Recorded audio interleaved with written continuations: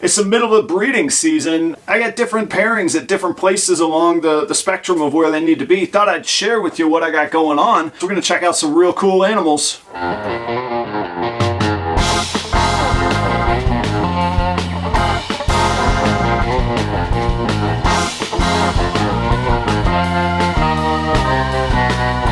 What's going on, everybody? It is Adam at Proper Royals. Thank you for joining me today. If we haven't met before, this channel is all about my family's ball python journey from hobby to business, and we document everything right here. So today's going to be about our breeding plans, our breeding activity, not plans. We're in the middle of it. It is late January 2022 when this is being filmed, and this is my second breeding season. I love feedback. You can tell me what you think about what I've got going on. I'm up to 8 breeding females this year, so I could maybe have, if they average 6 eggs each, I would have about 48 eggs. That'd be cool. I'd be totally down with that. Last season I had 15 eggs. They all hatched. They were all healthy, and I sold out of my inventory. I'd love to keep that going for my second year. That would be a good step up for me to handle. Next year I'd be looking at somewhere between 13 and 15 breeding females. So I like that middle step this year to really learn and make sure that I can handle that quantity of hatchlings. So let's get right to it. If you haven't seen this channel before, I really love recessives. I would have to make a list, but I think I'm working with 10 or 11 recessive genes. That's really kind of my favorite thing. I was talking on the live stream that I do every Tuesday night at 8 o'clock here on the channel with some buddies, and I realized that out of my whole collection of I think I got 27 snakes right now, I think I only have 5 or 6, maybe 7 codom genes. It's recessives that kind of get me going, and that's cool. That's just my thing. I'll take you through those different projects. It's going to be a little hard to break this into just X project, Y project, Z project, because they overlap. I want double recessives, so one recessive is going to go into another. I want triple recessives, those are going to go into another. I'll try and keep it organized, but really, I'm just going to take you through what I got going on. Let's enjoy the ride here. So this is Strike. He's a male, and he is a clown pastel, and I think there might be something else going on in him. There's plenty of other videos I've done about that, so I'm just going to skip over that topic, but maybe there's some blade in there, who knows. For sure, clown pastel, and this guy is a stud in my program. So let me tell you some of the pairings, and I'll show you some of the females that he's going with and just what I've got going on. So this is Jenny. This girl's huge. You can see she's about 2,500 grams, so I guess she's not huge. There's bigger ball pythons. She's a big girl. She has been eating and building, but she's been paired with Strike, the clown pastel. She's been really growing. I would expect to see an ovulation from her fairly soon. She's also not real happy with me, so I'm going to put her down before she gets real unhappy. So here's the cool rundown on Jenny. I bought Jenny as just a breeder pastel. Well, after I bought her, the previous breeder got in touch with me, and it didn't actually go this well. I'll just give you the short story. I've done some videos on this story before. In essence, a clutch that she laid produced kryptons. Poof, out of the blue. So she's either het cryptic or het clown. Unfortunately, that other breeder wasn't very forthcoming with me. It's a whole lot more likely that he knew that the male he was pairing her with was het clown, so that's why I think she's het cryptic. It's possible that she's het clown though. The best the most genes that I know of that I could get would be a super pastel, so pastel to pastel, krypton, or super pastel clown. Plus, if Strike does have any other genes going on, those could come through as well. But she's a big girl. She took the year off last year. All signs are really pointing very good direction on her. Fingers crossed. This girl right here is an Enchi het clown, and she's proven. I don't have to worry about the het. I know the breeder that I got her from. That was Uriah at UHP Reptiles. He's a great dude to do business with if you ever get an opportunity to, and he's got some great animals. This girl is an Enchi het clown. Pastel Enchi clowns are what I'm going for. This girl's name is Hellcat Maggie from the Gangs of New York. I don't know why, she's very calm and sweet. This is her, she's about 1,800 grams. She didn't lay until July last year, so she's got a little ways to go. She's gonna build yet, and she's still gonna breed quite a bit as well. This is the third female that Strike has been paired with. She was sold to me as a cinnamon, orange dream, possible, likely yellow belly. Looked different than the others in the clutch, and that was the other kind of outlying gene. She was born in July 2019, so she's got 2.5 years under her belt. She's right at 1,500 grams, so I have been breeding her. If she goes, she goes. If she doesn't, she doesn't. We will see. I haven't seen any of the telltale signs just yet, but again, it's only January, so there's time. This girl's name is Otria, and like I say, she's right at 1,500 grams. Real beautiful example of cinnamon, some vivid colors throughout with the orange dream, creamy influence. You know, she was sold as a yellow belly potential. Not sure that that's there. You know, I'm really looking for a het male clown, cinnamon, OD, yellow belly, just kind of a bruiser of a breeder that I can start mixing in as well. And with pastel, you could get a, what do you call it, a sterling when there's a pastel in there with cinnamon, is that right? What am I looking for here? Pewter.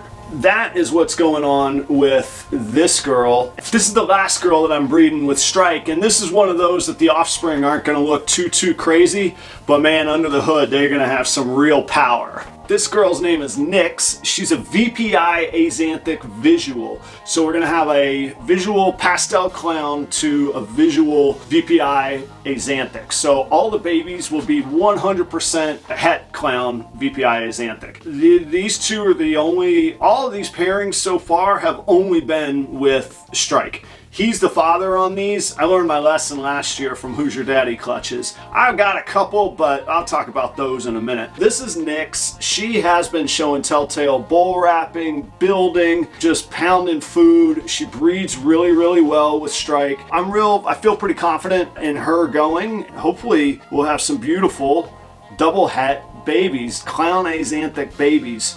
So those are all the females that are going to be paired with Strike. So let's switch gears now, and instead of focusing on a stud, I'm going to focus on each female. I've got 4 more breeder females left to show you and tell you about what they got going on. If you're interested in dibs or putting your name on a list for any of these hatchlings, most of them will be for sale. I really don't hold back many animals. It's a business, so that's what it is. Shoot me an email at properroyals@gmail.com. And I'll put you on the list, and what I'll do is when they hatch, I'll send out a mailing list to the people interested in the hatchlings. I'll have pricing details at that point. I don't know what I'll sell them for right now. This next girl is one of my absolute favorites. If I got out of breeding from a business standpoint, this would be one of my keepers as a pet. She's just a sweetheart. Her name is Letty. She is a banana, and she's het ghost. She's also another one that I think has things floating around in her genes wise, but I really don't know. She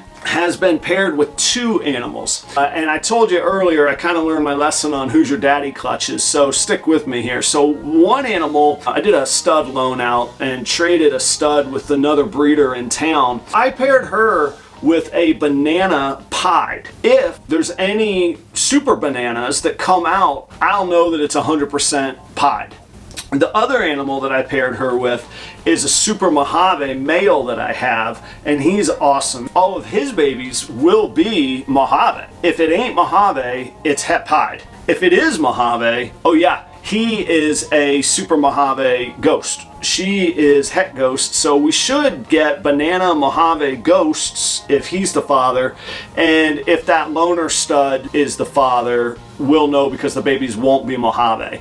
Those are the only 2 options. I would take a super banana het pied to put into my collection. Whew, heck yeah. Speaking of Who's Your Daddy clutches, I might have got myself in hot water on this one. So let me talk you through it, and I got a few different scenarios, but this is an example of how long the breeding season is and how things come along and opportunities present themselves. So the female, and I can't bring her out because she is actually paired right now. I'm not gonna mess with them, but she is a leopard het pied, and her name is Kalani. I paired her first with a male that is 100% het pied. I got that one from Justin, so I feel confident in saying that it's 100% het pied. It is a yellow belly Enchi. That's a cool pairing, so I was going for a yellow belly Enchi leopard, some sort of combination pied. Powerhouse pieds. That would be really cool. Again, het to het, so a challenge. However, that is a first time breeder though, and if that wasn't successful, I got another het pied male. He is an orange dream het pied.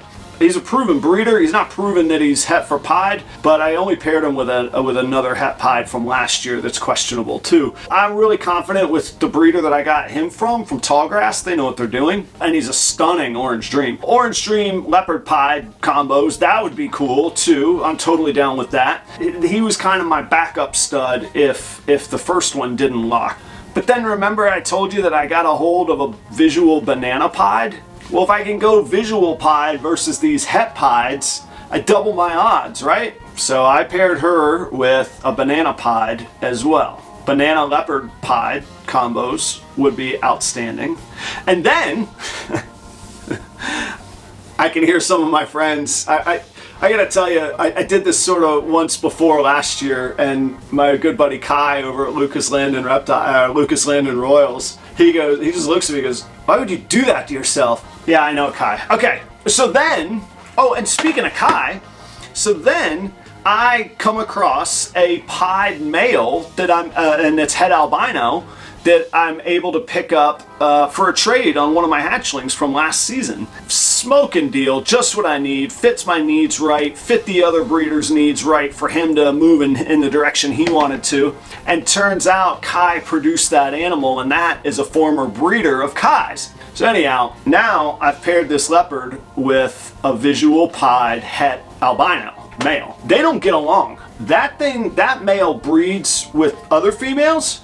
He and this girl do not like each other. I never seen anything like it. They stay away from each other. They skirt each other in the tub. I've both seen them lock with other animals, so it's not that I mistook one of them for a male that I thought was a female. They don't get along. I still try them together, but they don't get along. So then I went back to, because she is showing some of the signs, she is cool seeking, she is bull wrapping. I said, you know what, let me go back to kind of my slam dunk boy. I put that Orange Dream het pied back in with her, and sure enough, they locked up. They're locked right now. I might have a heck of a time figuring out those babies, and if it's a split clutch, which it could well be, I'm just gonna have to sell those babies as possible hets instead of 100%. There's gonna be a good deal on those babies that do prove out. Like I say, I can't sell them as 100%. If I got a banana baby, we would know it was 100% het. Otherwise, I have to sell it as possible. Okay. So this next girl is a normal, and I'm actually gonna let her be. I'm not sure, and I know that I should be better about this, I'm not 100% sure if she ovulated last week or not. I don't really want to mess around with her right now. She's been eating so much that I gave her a break. She's now doing the heat seeking though. She's at the back of the tub. I think she might have ovulated. It's a little early though for it, so I'm not sure what's up. It was sold to me as a het pied het albino. I paired her last year with my het Orange Dream and got 7 eggs. No pieds. Doesn't prove anything, we know that, but it doesn't disqualify anything either. You know, we've all heard of bad odds.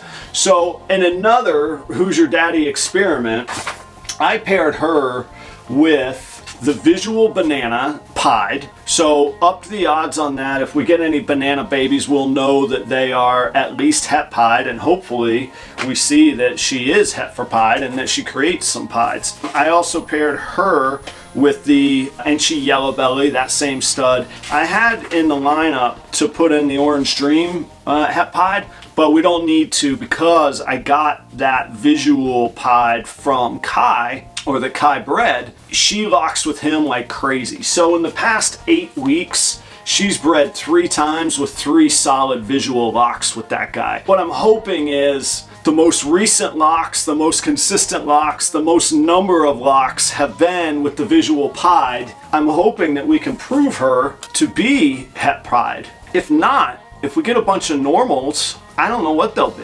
Possible het pieds. But at that point, I'll probably give up on her being het pied and move on. The other neat thing though is that she was also sold to me as het albino. So she was sold het pied, het albino. That male pied is also het albino. If that's true, 25% of her babies should be albino.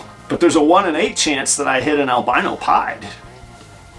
Gotta take a shot, right? This girl, her name is Battle Annie, and that's another character from the Gangs of New York, a little lesser known. She's the sister to Hellcat Maggie. This is the sister. She came from the same clutch, everything. So they're the same age, all of that. So she is also Enchi Het Clown. She's also proven she has laid eggs. I have been pairing her with their brother from that clutch. He is an Enchi Het Clown. I figured with this one I would try and go for the Super Enchi Clown het to het pairing. She's still she's not small, she's like 1,700 grams, but she's still building and getting back up to her full size. But check out that Enchi. I don't know if you could see it, man, the oranges and the yellows in this girl. That Enchi Het Clown male is the only male that she's been with. So really, I just have those two that have a true Who's Your Daddy situation. So tell me, what do you guys got going on your end? Feel free to make any comments that you like, any suggestions.